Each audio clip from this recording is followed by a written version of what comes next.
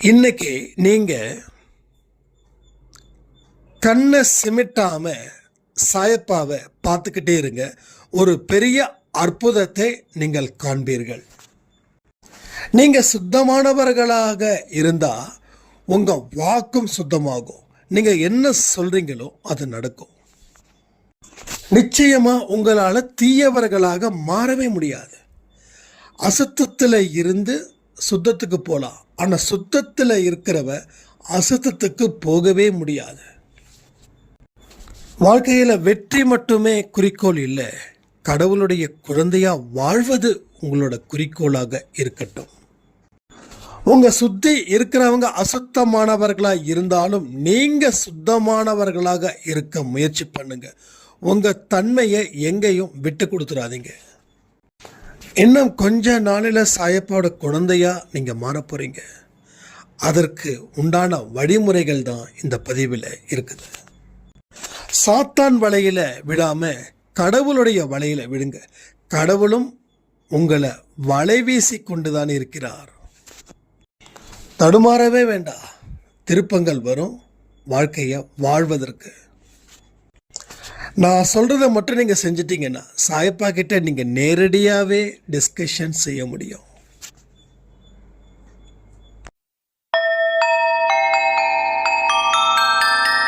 ஓம் சாயிரா சாயிரா, ஓம் சாயிரா சாயிரா, ஓம் சாயிரா சாயிரா, அன்பே சாயிரா, பேரன்பே சாயிரா, அகிலம் தளிக்க ஆத்மா விழிக்க அனுதினம் சாயிரா, எங்கள் அன்பே சாயிரா. ஒன்றே இறைவன், ஒன்றே பூமிக்கென்றும் சாயிரா, சரணம் சாயிரா, நன்றே செய்து வாழ்வோம், நாம் ஒன்றே செய்து வாழ்வோம், அன்பே சாயிரா.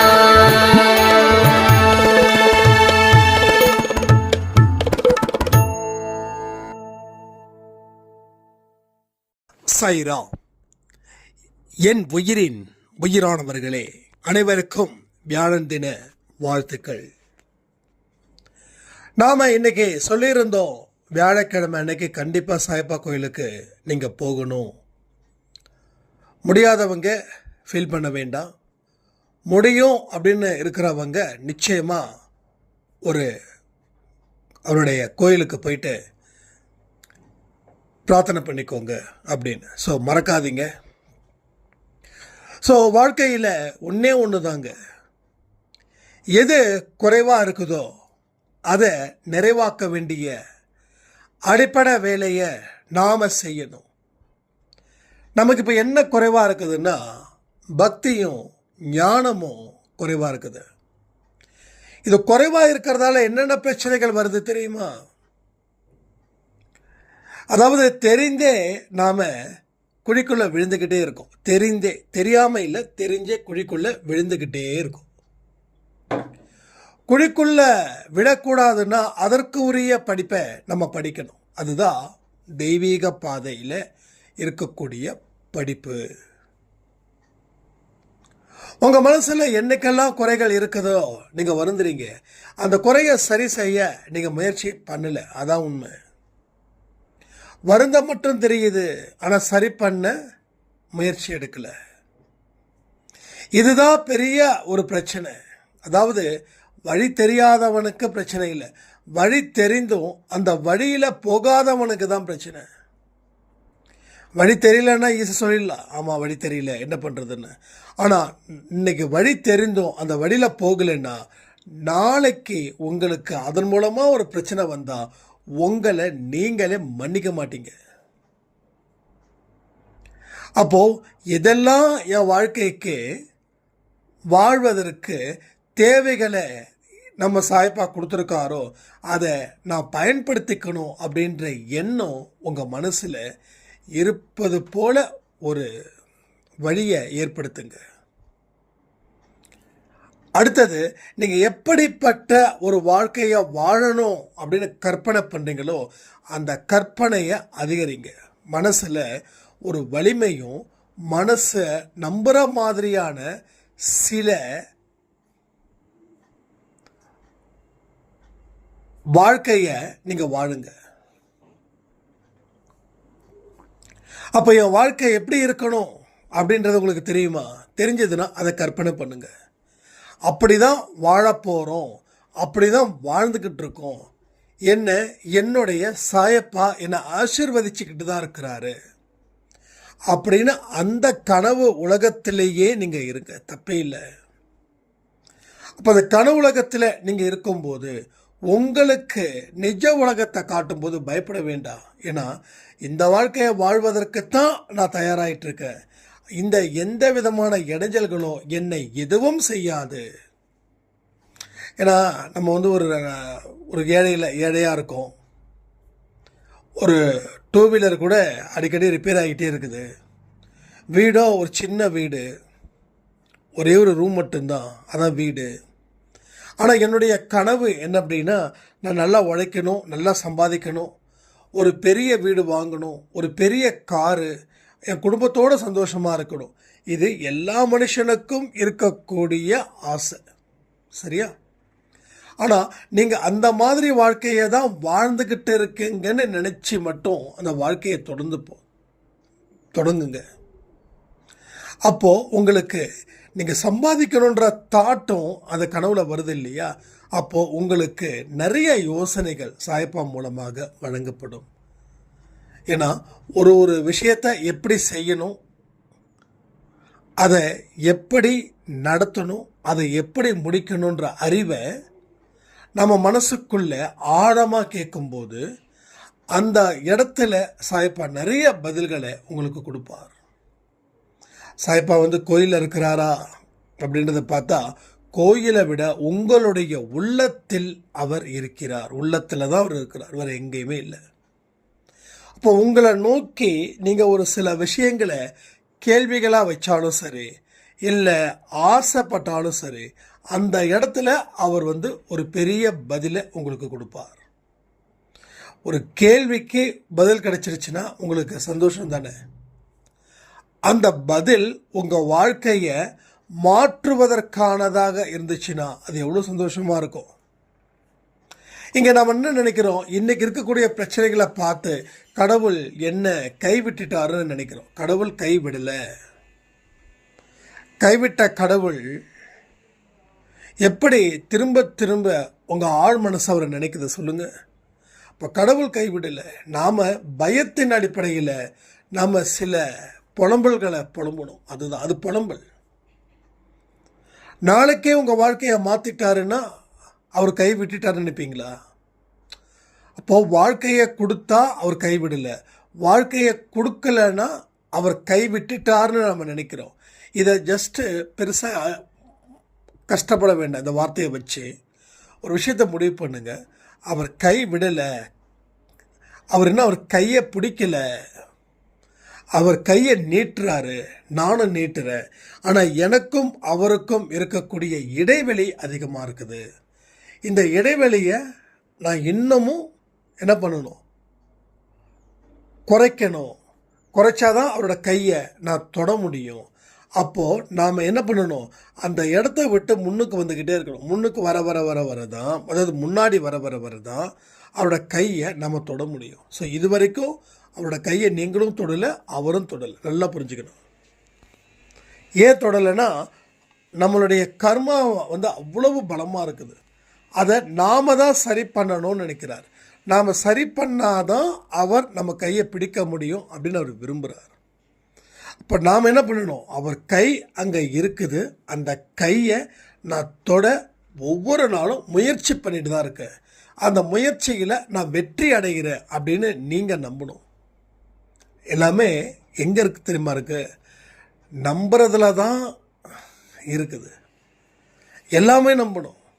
ஒன்றும் இல்லை, நம்ம வீட்டுக்கு முன்னாடி ஒரு செங்கலை பார்த்து என் வாழ்க்கை எனக்கு நல்லபடியாக நடக்கும், உன்னை நான் பார்த்துட்டேன் அப்படின்னு நீங்கள் சொல்லிட்டு போங்களேன், நல்லபடியாக நடக்கும். இப்போ நல்லபடியாக நடந்த உடனே மறுபடியும் அந்த செங்கலை பார்ப்போம்.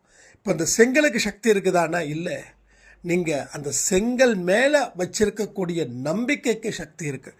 அப்போது செங்கலே உருவம் இல்லாத, உணர்வு இல்லாத, உயிர் இல்லாத, சக்தி இல்லாத செங்கலே அது உங்கள் வாழ்க்கையை தீர்மானிக்குதுன்னு நீங்கள் நம்பும்போது, ஒரு பரிசுத்த ஆவியா தெய்வங்கள் இருக்கும்போது ஏன் அதை நீங்கள் நம்ப மறுக்கிறீங்க? அப்போ நீங்கள் நம்பிட்டீங்கன்னா எவ்வளவு பெரிய வாய்ப்பு உங்களுக்கு வழங்கப்படுதுன்றத உங்களுக்கு தெரியுதா, இல்லை புரியுதா, இல்லை புரிஞ்சுக்க முயற்சி பண்ணுறீங்களா? அப்போ இங்கே என்ன ஒரு விஷயம், உங்கள் நம்பிக்கை எப்படிப்பட்டதோ அதற்கு உரிய வாழ்வு இங்கே கொடுக்கப்படும். உங்கள் நம்பிக்கை பலகீனமாக இருந்துச்சுன்னா என்ன பண்ணாலும் அந்த வாழ்க்கையில் எந்த ஒரு அடியை எடுத்து வச்சாலும் அது மிகப்பெரிய சறுக்கலையும் விட்டு தள்ளும்.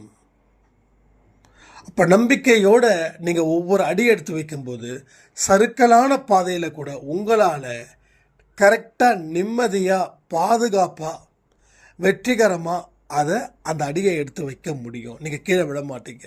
ஏன்னா நம்பிக்கை. உங்கள் மீது நம்பிக்கையை வைத்து ஒவ்வொரு செயலிலும் இறங்கும்போது கடவுள் அந்த செயலை வெற்றிகரமாக முடித்து தரக்கூடிய பணியை அவர் செய்கிறார். ஒரு முதலாளியும் ஒரு வேலைக்காரனும் எந்த மாதிரியான ஒரு ரிலேஷன்ஷிப்பில் இருக்கிறாங்களோ அதே போல் ஒரு கடவுளும் ஒரு பக்தனும் அந்த ரிலேஷன்ஷிப்பில் தான் இருக்கணும். அதாவது தன்னுடைய முதலாளியை அவன் ஏமாற்றாமல் உண்மையாக, நேர்மையாக, பங்க்சுவாலிட்டியை கீப்பப் பண்ணி அவன் தன்னுடைய வேலைகளை அதாவது தன்னுடைய முதலாளி கொடுத்த வேலைகளை தன்னுடைய வேலையாக, தன்னுடைய கர்மாவா, தன்னுடைய வாழ்க்கையா, தன்னுடைய பிரார்த்தனையா, தன்னோட வளர்ச்சிக்காக நினச்சி அவன் அந்த வேலை செய்யும்போது அந்த வேலை முழுமையாக நிறைவேறுகிறது. இதனால் முதலாளிக்கு பெருமை. இப்போ முதலாளிக்கு இந்த தொழிலாளியால் நஷ்டம் இல்லை ஆக மொத்தம். அப்போ லாபம். அப்போ அந்த முதலாளி அந்த தொழிலாளியை எப்படி நடத்துவானோ அதே போல தான் இங்கே கடவுள் தன்னுடைய பக்தனை வழி நடத்துகிறார். இது புரியுதா உங்களுக்கு? அப்போது இதில் இருக்கக்கூடிய விஷயங்கள் என்னென்னா, சச்சரித்திரம் சொல்லக்கூடிய விஷயங்கள், இன்னும் பல நூல்களில் சொல்லக்கூடிய விஷயங்கள், இதை எந்த அளவுக்கு மனசுக்குள்ளே கொண்டு போய் நிறுத்தி அங்கே இருந்து ஒரு வேலையை நம்ம தொடங்குகிறோமோ அந்த தொடக்கமே அபாரமாக இருக்கும், அட்டகாசமாக இருக்கும், மிகப்பெரிய அளவில் உங்கள் வாழ்க்கையை எடுத்து செல்வதாக கூட அது இருக்கும். ஆனால் முதலாளிக்கு எதிராக அவன் எதுவுமே செய்யாமல் தன்னுடைய வாழ்க்கையில் நடந்ததை நினச்சி கவலைப்பட்டு கண்ணீர் விடும்போது முதலாளி பார்த்துக்கிட்டே இருக்கிறார். என்னப்பா பிரச்சனை? இல்லைங்க மனைவி பிரச்சனை, இல்லைங்க மகன் பிரச்சனை, இல்லைங்க கடன் பிரச்சனை. இப்படி சில வார்த்தைகளை சொல்லும்போது முதலாளி என்ன பண்ணுவார்? சரியாயிடும்பா, வேலையில் கவனத்தை வை சொல்லுவாரா, சொல்ல மாட்டாரா? சரிங்க அப்படின்னு சொல்லி இவனு வேலை செய்கிறான். ஆனால் செய்கிற வேலை முதலாளிக்கு சாட்டிஸ்ஃபைடு ஆகலை.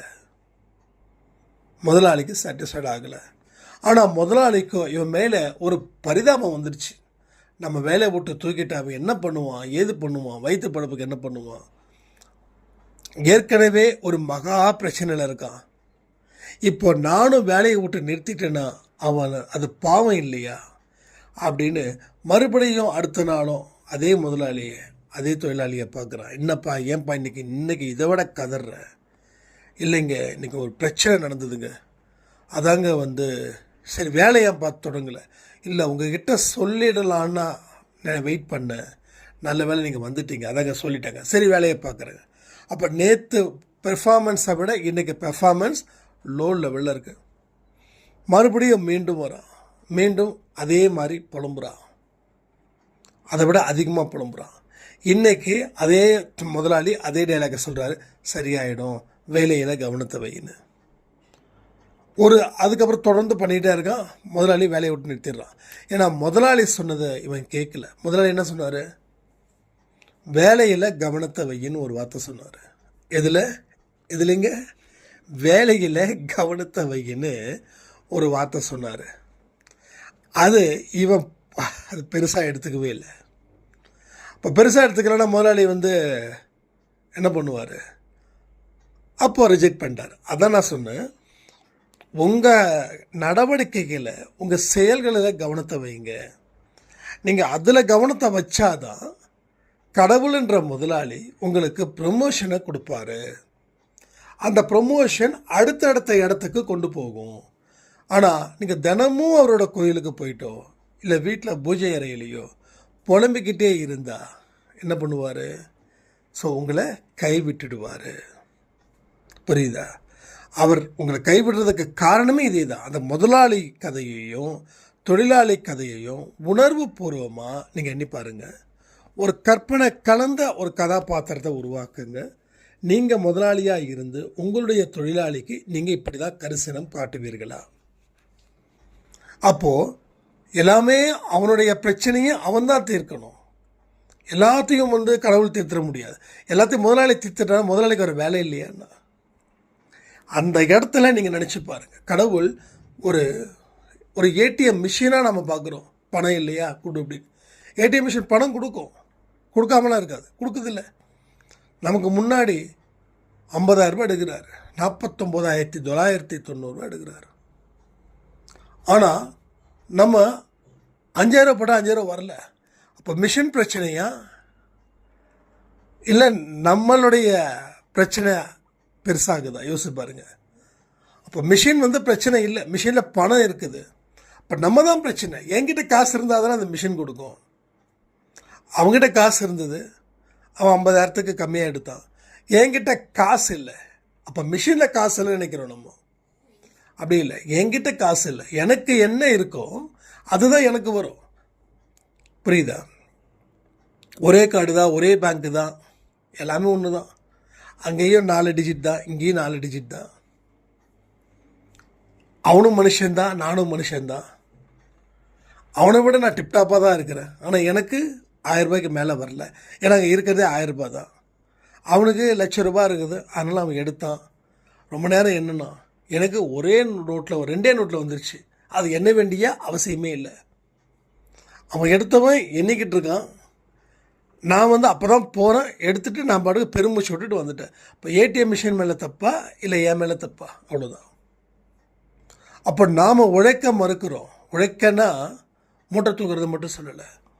உங்கள் கடமை என்னவோ அது. நீங்கள் ஹவுஸ் ஒய்ஃபாக இருந்தீங்கன்னா உங்கள் கடமை என்ன? வீட்டை நல்லபடியாக பார்த்துக்க வேண்டியதும், உங்கள் குடும்பத்தில் இருக்கிறவங்களுக்கு நல்லபடியாக அனுசரணையாக அன்பாக வச்சுக்கிறதும் தான். ஆனால் இதை நீங்கள் பார்க்காம என் புருஷன் சரியில்லை, என் குழந்தைங்க சரியில்லை, என் மாமனார் சரியில்லை அப்படின்னா என்ன அர்த்தம்? அதே போல் தான் கணவர்களுக்கு சொல்கிறேன். உங்கள் வேலை என்னென்னா, உங்கள் வேலை குடும்பத்தையும் ஒரு கண்ணா, இன்னொரு கண்ணு உங்கள் தொழிலையும் இருக்கணும். வீட்டில் இருக்கக்கூடிய பிரச்சனை தொழிலில் காட்டக்கூடாது, தொழிலில் இருக்கக்கூடிய பிரச்சனை வீட்டில் காட்டக்கூடாது. இந்த முட்டாள்தனமான வேலையை செய்யும்போது தான் கடவுள் மௌனமாக இருக்கிறார். கடவுள் மௌனமாக இருக்கிறதால எந்த யூஸும் கிடையாது. அவரை பேச வைக்கணும். நம்ம அவர் முகத்தை ஒரு 10 நிமிஷம் மட்டும் பாருங்கள். அவர் மௌனமாக இருக்காரா, இல்லை உங்களை பார்த்து சிரிக்கிறாரா, இல்லை உங்களை பார்த்து கோபப்படுறாரா? நிச்சயமாக இதை கணிக்க முடியும், எல்லாராலையும் கணிக்க முடியும். 10 நிமிஷத்துக்கு அப்புறம் நீங்கள் கமெண்ட் பண்ணுங்கள். அதாவது சாயப்பாவை 10 நிமிஷம் கண்ணை சிமிட்டாமல் பாருங்கள். இல்லை 10 நிமிஷத்துக்கு முன்னாடி கண்ணை சிமிட்டிட்டிங்கன்னா அதுதான் உங்களுடைய எண்டிங். ஆனால் 10 நிமிஷம் வரைக்கும் கண்ணை சிமிட்டாமல் இருக்கிறது ரொம்ப கஷ்டம்னு தான் எனக்கு தோணுது. கண்ணை சிமிட்டாத வரைக்கும் எவ்வளவு நேரம் எடுத்துக்க முடியுமோ அவ்வளோ நேரம் பாருங்கள். அவர் மௌனமாக இருக்கிறாரா, சிரிக்கிறாரா, கோவப்படுறாரா? இந்த 3ல் ஏதோ ஒன்று தான். அவர் சிரிக்கலை, கோவப்படலைன்னா மௌனமாக இருக்கிறாருன்னு அர்த்தம். அவர் கோவப்பட்டுட்டாருனா கூட நீங்கள் ஒரு ஸ்டேஜை கடந்துட்டீங்க. சிரிச்சிட்டிங்கன்னா பல ஸ்டேஜை கடந்துட்டீங்க. ஆனால் மௌனமாக இருக்காருன்னா இன்னும் 0 ஸ்டேஜில் இருக்கீங்க. ரைட்? ஸோ இதை வச்சு நீங்கள் ஈஸியாக கண்டுபிடிச்சிடலாம். ஜஸ்ட் கண்ணை சிமிட்டாத வரை உங்களுடைய டியூரேஷன். சில பேர் 2 நிமிஷம் சிமிட்டலாம், சில பேர் 5 நிமிஷம், சில பேர் 10 நிமிஷம், சில பேர் 20 நிமிஷம். சரியா? அதனால் பாருங்கள், கொஞ்சம் நல்லா மைண்டுக்குள்ளே ஸ்ட்ராங்காக உட்காருங்க. எந்த விதமான இது இல்லாமல். இது வந்து இப்போது இந்த பதிவு முடித்த உடனே பண்ணணும் இல்லை, இன்றைக்குள்ளே டைம் எடுத்துக்கும். இந்த தேர்ஸ்டே முடியறதுக்குள்ளே நீங்கள் ஜஸ்ட் லைக் இது பண்ணுங்கள். இல்லையா, சாய்பா கோயிலுக்கு நீங்கள் போகிறவங்க யாராவது இருந்தீங்கன்னா, ஒருவேளை ஈவினிங் வேலை போகிறவங்களா இருந்தீங்கன்னா அவரோட அங்கே பாருங்கள், எப்படின்னு பாருங்கள். ஏதாவது ஒன்று இந்த 3ல் ஏதோ ஒன்று உணர்த்துவார். அதை வச்சு நம்ம அடுத்தது என்ன பண்ணலாம் அப்படின்றத நம்ம யோசிப்போம். ஸோ ஒன்று தான், நம்ம வாழணும் அவருடைய குழந்தையா, நம்ம வாழணும் அவருடைய குழந்தையா. எப்படி வேணாலும் வாழ்ந்துடலாம். இங்கே நிறைய வந்து அராஜகம் பண்ணுறவங்களும் ஹாப்பியாக வாழ்கிறாங்க. ஆனால் அது ஹாப்பியான அது ஹாப்பி தான். அது வந்து மோசமான ஒரு ஹாப்பி. தண்ணி அடிக்கிறவன் சந்தோஷமாக இருக்கிறான் அப்படின்னா, அந்த சந்தோஷம் என்ற வார்த்தை வந்தால் அது எல்லாமே நல்லது அப்படின்னு ஆகிடாதுல்ல. தண்ணி அடிக்கிறவன் சந்தோஷமாக இருக்கிறான், தப்பு பண்ணுறவன் சந்தோஷமாக இருக்கிறான். அந்த சந்தோஷம் நம்ம உடம்புக்கு வேண்டாம், அது தாங்காது. ஏன்னா நம்ம உடம்பு, நம்ம மனசு, நம்ம ஆன்மா இதெல்லாம் பல ஜென்மத்தில் நல்லதை நினச்சே வாழ்ந்தது. நல்லதை மட்டும்தான் நினைக்கும். ஒன்றும் இல்லை, ஒரு பிரியாணியே சாப்பிடாதவன் திடீர்னு அவனுக்கு நல்லா பிரியாணி வாங்கி கொடுத்து சாப்பிட வச்சா அவன் உடம்பு கெட்டு போயிடும். ஏன்னா பிரியாணின்றது அவ்வளோ சூப்பரான ஒரு ஃபுட்டுன்னு சொல்லிட முடியாது. சுத்தமாக சாப்பிட்டவன் இந்த மாதிரி ஒரு விஷயத்தை சாப்பிட்டான்னா அவனுக்கு லூஸ் மோஷன் போகும். ஏன் லூஸ் மோஷன் போகுது? ஆகாததை ஒன்று நம்ம சாப்பிட்டதால உடம்பு ஏற்றுக்கலை. தினமும் பிரியாணி சாப்பிட்றதுக்கு பிரச்சனை இல்லை, உடம்பு ஏற்றுக்குச்சு. அவன் அசுத்தத்திலே இருக்கிறான். அவன் சாப்பிட்ற சாப்பாடு எல்லாமே பார்த்திங்கன்னா பரோட்டா, அது ரோட்டு கடையில் சாப்பிட்றது, இது அது அவனுக்கு ஒத்துக்குது. ஆனால் ஒரு நல்ல ஃபுட்டு, ஆரோக்கியமான ஃபுட்டு, வேக வச்ச காய்கறி, பழங்கள் இது அதிகமாக சாப்பிட்ருவேன். திடீர்னு வேறு வழி இல்லாமல் அதை சாப்பிட்டோன்னா ஒத்துக்காது. அது போல தான் நம்ம ஆன்மா வந்து எது ஒத்துக்கும் அப்படின்னா நல்லதை மட்டும்தான் ஒத்துக்கும். இப்போ கூட பாருங்களேன், எத்தனையோ பேர் எவ்வளவோ கஷ்டப்பட்டாலும் கிடைக்கிற அந்த சந்தோஷமாக ஹாப்பியாக என்ஜாய் பண்ணுறாங்க. நம்மளை தூரம் கஷ்டப்படுறோமே, நம்ம ஏன் வாழ்க்கையில் தீயவர்களாக மாறக்கூடாதுன்னு நம்ம நினைக்கிறோம். சில இடத்துல நினைக்கிறாங்க, நல்லதாக இருந்து என்னப்பா புண்ணியம் அப்படின்னு. ஆனால் நம்மளால் தீயவர்களாக மாற முடியுதா? நீங்கள் பாருங்களேன், நல்லவர்கள் தீயவர்களாக மாறுவதுன்றது ஒரு யுகம். இங்கே நிறைய பேர் சொல்கிறாங்க நல்லவர்கள்னா சீக்கிரமாக மாறிடுறாங்க.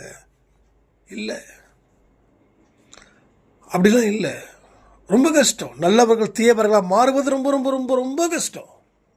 எனக்கு தான் சொன்னாங்க, யூடியூப்பில் நீங்கள் ஸ்பிரிச்சுவலாக பேசுகிறதுக்கு பதிலாக பேசாமல் வந்து சினிமா பற்றி விமர்சனம் பண்ணலாம். அதாவது வேற ஒருத்தர் என்கிட்ட சொன்னார், சினிமா பற்றி விமர்சனம் பண்ணலாம், அரசியல்வாதிகளை பற்றி விமர்சனம் பண்ணலாம், சினிமாவில் இருக்க நடிகைகளை கிசு எத்தனையோ சேனல்ஸ் வந்து உப்புமா சாப்பிட்ற சேனல்ஸ்லாம் இருக்கும். சினிமா நடிகளை வந்து கிசு பண்ண, இதெல்லாம் வந்து பார்த்திங்கன்னா அருவருக்கத்தக்க விஷயங்கள். அவங்கவுங்க தனிப்பட்ட வாழ்க்கையில் இருக்கக்கூடிய விஷயத்தை அதை ஒருத்தவங்க உருவாக்குறாங்கன்னா அவங்க பாவம் கிடையாது, அதை பார்க்குறோமே நாம தான் பாவம். அப்போது இதை விட அதிகமாக வியூஸ் போகும். சரியா? இதெல்லாம் பார்த்திங்கன்னா பெருசாலாம் ஒன்றும் இல்லை. ஆனால் ஏதாவது ஒரு கண்டென்ட் கிடச்சி டைட்டிலில் போட்டு ஏதோ ஒரு சினிமா நடிகையும் சினிமா நடிகரையும் போட்டால் சும்மா பக்காவாக வியூஸ் பிச்சுக்கிட்டு போகும். ஆனால் நம்மளால் செய்ய முடியுமா? அதாவது எல்லாமே பேசலாம். கிசு பேசுகிறதுக்கு நமக்கு தமிழ்நாட்டில் இருக்க மக்களுக்கு சொல்லிக் கொடுக்கவே வேணும். எல்லாமே சொல்லலாம், எல்லாரும் பேசலாம். ஏன் எல்லாராலையும் பேச முடியல? அது பார்க்கணும்ல. அப்போது பேசுகிறவன் பேசுவான், நம்ம பேசணும்னு நினைக்கிறோம், பேச முடியாது. ஏன்னா நம்மளுடைய ஸ்பிரிட்டு, நம்மளுடைய ஸ்பிரிச்சுவாலிட்டி நம்மளது அது போல். சரியா?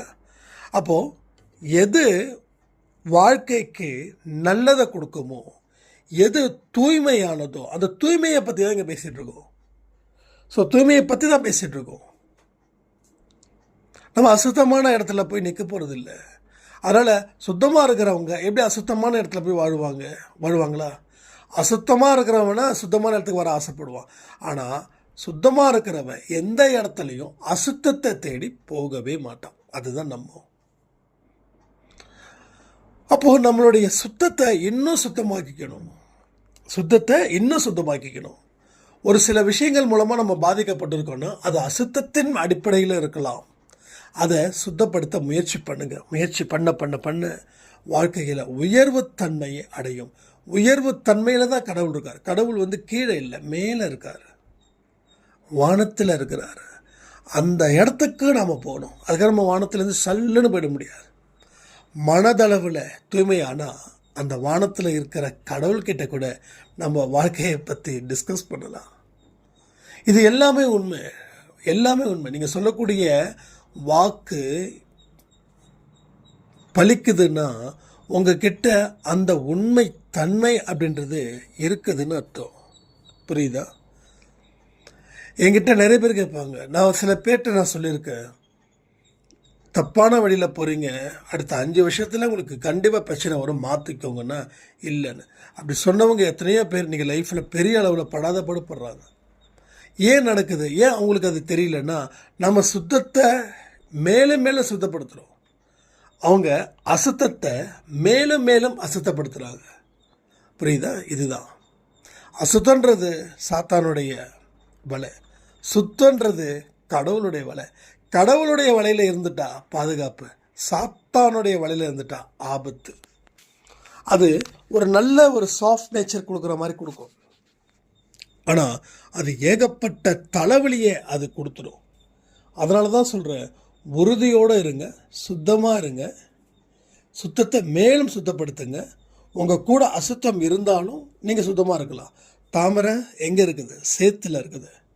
ஆனால் அது சேத்துல இருந்தாலும் அது சேராகலை. புரிஞ்சுக்கோங்க. ஸோ தன்மையை நம்ம மாற்றவே கூடாது. அடுத்தவன் என்னதான் கல்லை விட்டு எரிஞ்சாலும் நாம் எந்த இடத்துலையும் தேனி மாதிரி கொட்டிடக்கூடாது. சரியா? அவன் ஒருத்தர் கல்லை விட்டு எறிகிறான் ஒரு மரத்தில், ஒரு பழத்தில்னா அந்த பழம் அவன் கையில் வருதுன்னு அர்த்தம். அப்படி தான் நம்ம இருக்கணும். எல்லாருக்கும் நல்லவர்களாகவும் எளிமையானவர்களாகவும் உண்மையானவர்களாகவும் இருக்க முயற்சி பண்ண வேண்டும். இப்போ நீங்கள் அப்படி தான் இருக்கீங்க. இதை இன்னும் சுத்தப்படுத்துங்க, சுத்தப்படுத்திக்கிட்டே இருங்க. உங்களை நாளுக்கு நாள் உங்கள் முகத்தில் ஒரு பெரிய நம்பிக்கை, உங்கள் வாக்கில் ஒரு பெரிய அசாத்திய அருள்வாக்கும் கூட உங்களுக்கு வரலாம். இதெல்லாம் தொடர்ந்து செய்யுங்க. இந்த நாள் நல்ல நாளாக அமையணும். ஏன்னா தேர்ஸ்டே சாய்பா கோயிலுக்கு போகிறீங்க, நிம்மதியாக சந்தோஷமாக நீங்கள் குடும்பத்தோட ஹாப்பியாக வாழ்க்கையில் ஜெயிக்கணும்னு சொல்லி இந்த பதிவை நான் முடிக்கிறேன். ஜெய் சாய்ராம்.